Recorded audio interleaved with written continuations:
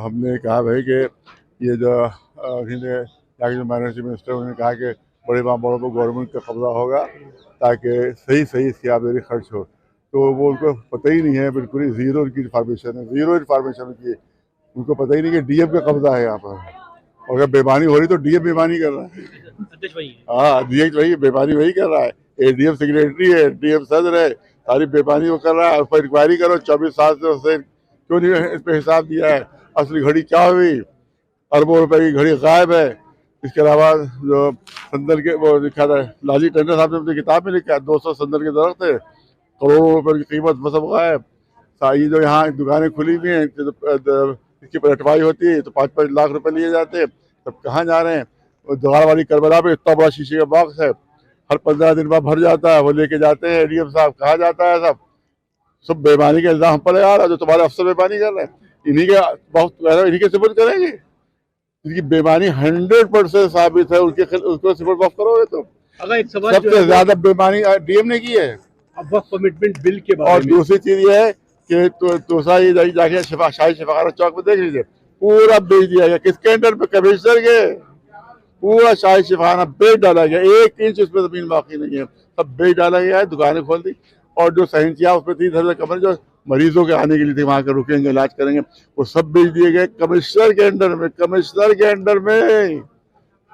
और वहां जहां पर हकीम बैठते थे, वही जाते थे, वहां कुत्ते लौट रहे हैं, सारे पैसे खा गए, करोड़ों करोड़ कमिश्नर के अंडर में। जांच कमेटी बनाई जाए इसको लेकर, आपका मानना है जांच कमेटी क्या, इनके खिलाफ कार्रवाई हो सीबीआई के जरिए से। सीबीआई खैर हुकूमत की पिट्ठू होती है, लेकिन इनके रिटायर्ड जज के जरिए से, हाई कोर्ट के रिटायर्ड जज के जरिए से, सीबीआई नहीं, वो पिट्ठू है।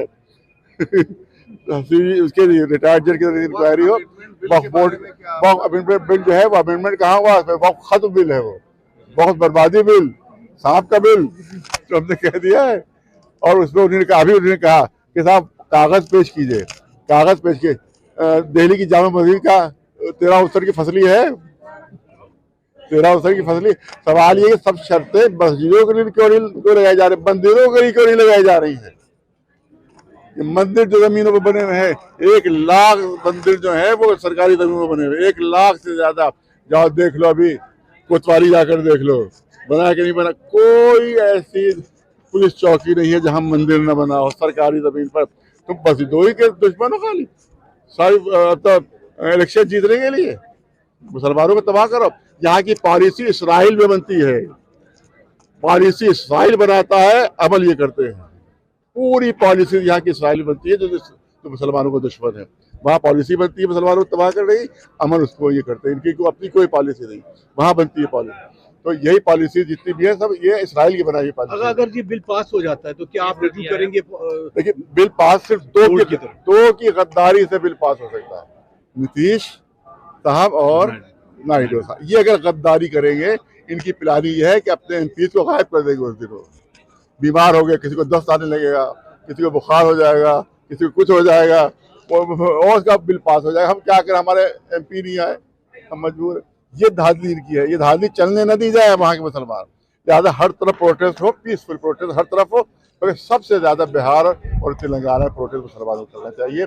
वहाँ के जो लीडर हैं उससे हमारी गुजारिश है, अरशद मदनी साहब से, बहुत बड़े लीडर, इसी तरह से मुस्लिम पसरा बोर्ड है उससे, इस ओवैसी साहब जो है वो वहाँ के तेलंगाना के बहुत बड़े लीडर हैं, वहाँ मुसलमानों को आए और बहुत इतने बड़े बड़े मुजाहरे करें, लाखों लाख। क्योंकि इसने ये कहा भी यहाँ के प्राइम मिनिस्टर ने कि सब वही जो बेमानियाँ कर रहे हैं वो मुखालिफ हैं, वरना आवाम खुश है इससे। तो हमको अवामी मुजाहरे करना होंगे ताकि उनकी झूठ बोल रहे हैं खुले। और कहा कि साहब 5-5 लाख में कब्रें बेची जा रही हैं, इसने कहा भी, अल्पसंख्यक मिनिस्टर ने कहा 5-5 लाख। मैं कह रहा हूँ कि सबूत दो, प्रूफ करो। अगर प्रूफ नहीं करते तो तुम इस्तीफा खुद दो या योगी जी को हटाए, क्योंकि योगी जी के नाम पर ऐसे झूठे मक्कार लोग दाग हैं, तो झूठ बोल रहे हैं, झूठे इल्जाम लगा रहे हैं कि 5 लाख। एक भी साबित कर दो, हम तुम्हारे बिल के साथ हो जाएंगे। ये यूपी में 1952 की 1359 फसली पे जो है माना जा रहा है, जबकि 1977 से लेकर 88 तक सर्वे गवर्नमेंट ने खुद कराया था। तो उसमें जो प्रॉपर्टी निकल के आई थी उसको ना मान के 1952 की फसली पे मान रहे हैं, इस पर आपको क्या कहना है? इसका मतलब यह है कि इनके खुद अपने जो गवर्नमेंट अफसरान उन पर कोई भरोसा नहीं है, उन पर भरोसा नहीं है। तुम जब उन पर भरोसा नहीं कर रहा तो डीएम के सपोर्ट कैसे कर रहा था बाबा, जब तुमको खुद भरोसा नहीं उनके ऊपर। ये डीएम ने सर्वे करवाया था, सर्वे डीएम ने करवाया था। तो जब डीएम का सर्वे गलत है, उसने बेईमानी की है, तो अब सारे वक्त उनके सपोर्ट कर रहे हो, ऐसे बेईमान के सपोर्ट कर रहे हो, इनको तुम खुद बेईमान कह रहे हो।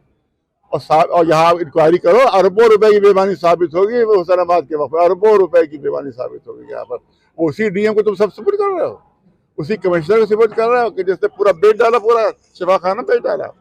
यहाँ टूरियागढ़ के जो अस्पताल है, बचपन में मुझे याद है, वहाँ बादशाह की तस्वीर लगी होती थी, बादशाह की तस्वीर, शाही शिफाखाना वो भी था, शाही अस्पताल था, सब हटा के वहाँ पर सब कब्जा करके सब वहाँ बेईमानियाँ हो रही।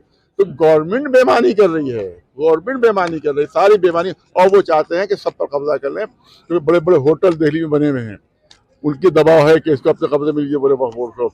अब अंबानी का घर बना हुआ है वक्त की जमीन पर। अरे आप लोग कहते ही नहीं भैया, हमारी बात पहुंचाते नहीं है, आप लोग हमारी बात नहीं पहुंचाते, सब काट देते हैं बीच में।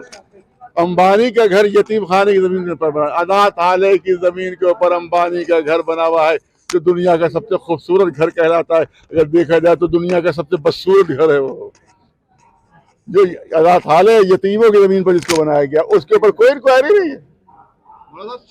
बड़े बड़े जो वक्फ है वो उसके ऊपर कब्जे हैं। इंदिरा भवन, ये शुरुआत कांग्रेस ने की है, इसलिए मैंने पिछली बार कहा था कि ये बीजेपी जो है कांग्रेस की बहुत अच्छी शिशु है, बहुत अच्छी शागिर्द है, उस्ताद कांग्रेस है, शागिर्दी के काम ये कर रहे हैं, सारी उसकी पॉलिसी को अमल कर रहे हैं जो मुसलमानों के खिलाफ है।